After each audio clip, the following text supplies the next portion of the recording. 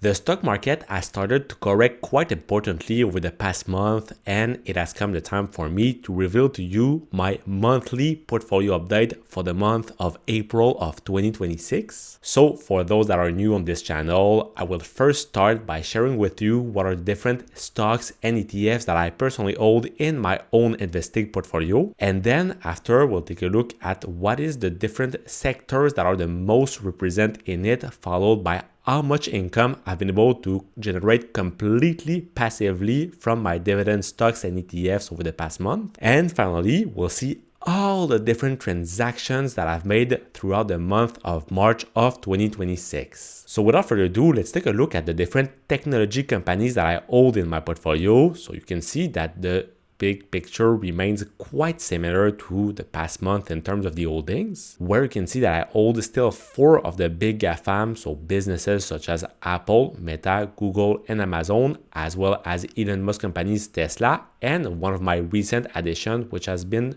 the semiconductor company Micron Technology. Unfortunately, over the past month, as for the overall market, these companies have been losing a certain portion of the total gains that I've been making over the past couple of months and years on them. But all of these companies, except for my small stake in Micron, all remains pretty important in terms of the asset allocation in my portfolio, and they still have some great unrealized profit that remains on these companies, where they are all up basically between 40 to over 100% each. But a sector that has been performing extremely well since the beginning of the year is the energy field, where you can see that in my own portfolio, I own 2 of the largest Canadian dividend energy companies, which are Enbridge and Pembina. And in the case of Enbridge, you can even see that over the past couple of months, it has become my largest single stock company in my portfolio, remaining at more than 11% of my assets. And in both cases, you can see that these 2 companies that are giving some excellent quarterly dividends,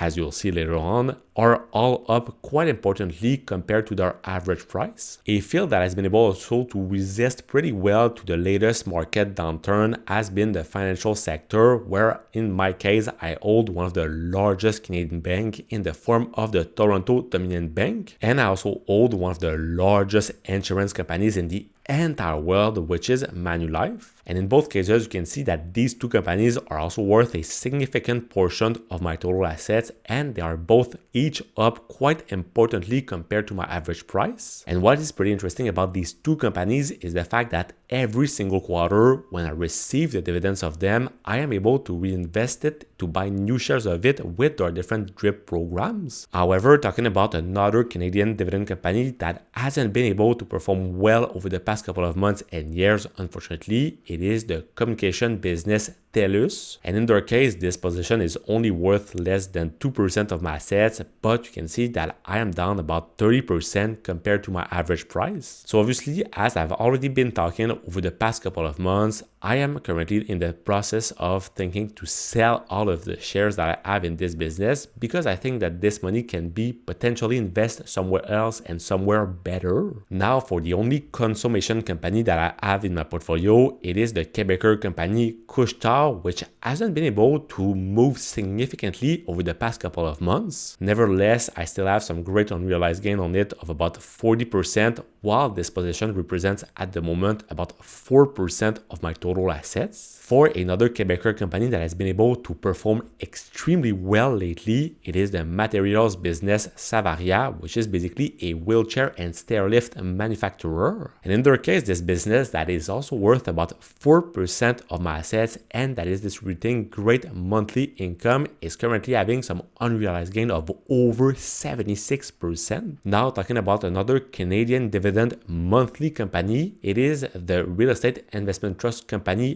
Raocan that I also hold in my portfolio. And on its side, this company is basically not moving in terms of the unrealized profit over the past couple of months, but it still represents about 5% of my assets, and it is giving an excellent dividend on a monthly basis. So obviously, eventually, maybe I will want to just lower my position in that company to invest somewhere else, but at the moment, I still like the fact that it gives me some great stability in my portfolio. And finally, by far my smallest stake in my portfolio, which is only worth about 1.5%, is the 5 and plus company, which has also been by far my largest performer by returning close to 600% of unrealized gain. Now, when it comes to the ETF section, you can see that despite the recent market drop, one of my largest holdings remain the Vanguard S&P 500 Index ETF with the ticker VFV. At the moment, this ETF represents only about 11% of my assets, but in the near future, I want to increase this ponderation to at least 20 to 25% of my portfolio. So it means obviously that I might take some profit or some losses on companies such as TELUS or some technology companies and invest it directly into this ETF. But at the moment, you can see that I'm up about 55% of unrealized gain on it. I also hold its US equivalent, which is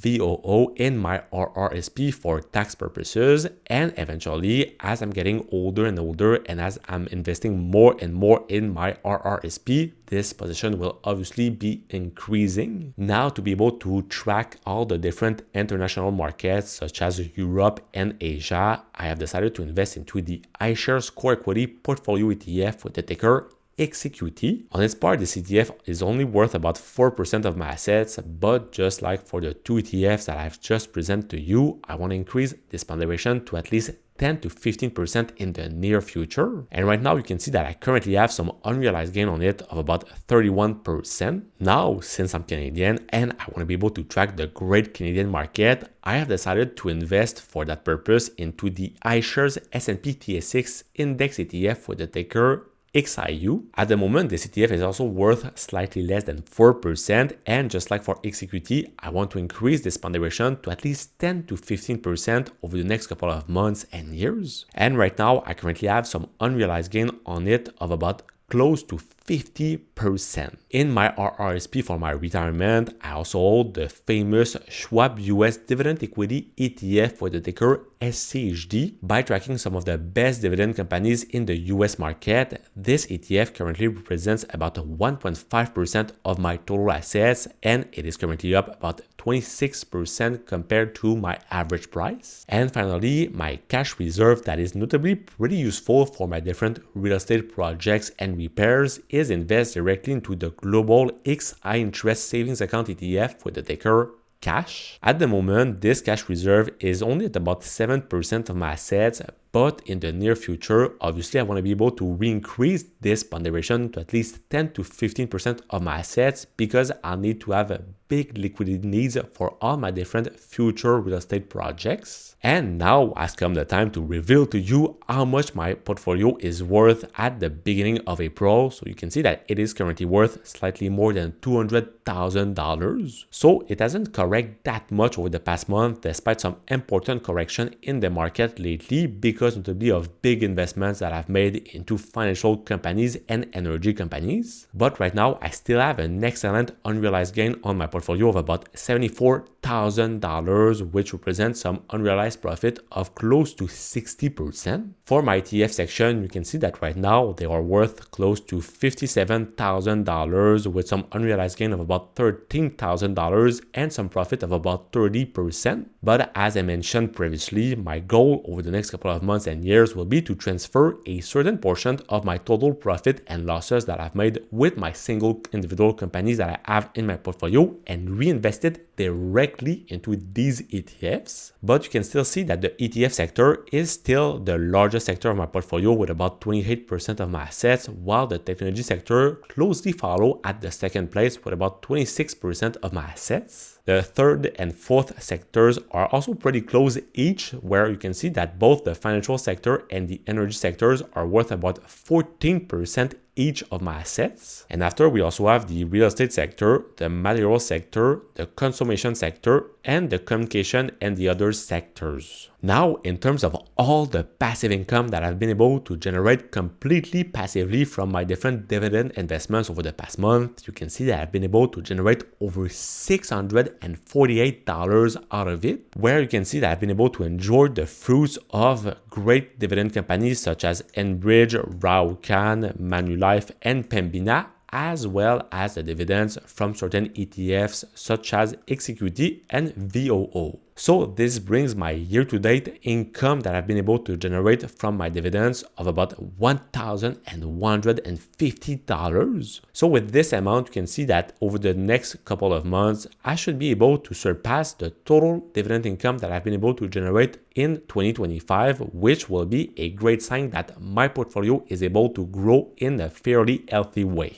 Finally, in terms of the different transactions that I've made over the past month of March, you can see that I've made multiple transactions, notably where I've bought multiple different ETFs and stocks, where you can see that I've been notably increasing my cash reserve and where I've also been able to take advantage of the recent market dip to buy different ETFs such as VO, VFV, as well as XEQT and XIU. But now on your side, if you're looking to find what are my different objectives and goals that I have for 2026 when it comes to my investing journey, well, check out the video that's gonna be right over here and I will see you soon. Peace.